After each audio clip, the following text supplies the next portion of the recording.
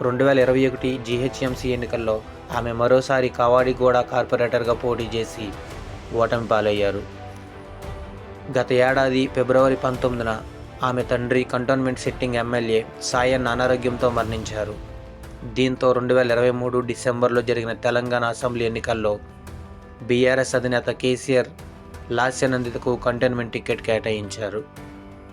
ఆ ఎన్నికల్లో 17,000కు పైగా మెజార్టీతో విజయం సాధించారు. ఎమ్మెల్యేగా ఎన్నికైన 3 నెలల్లోపే ఆమె రోడ్డు ప్రమాదంలో కన్నుమూశారు.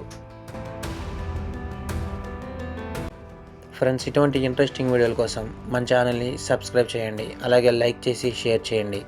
Thank you.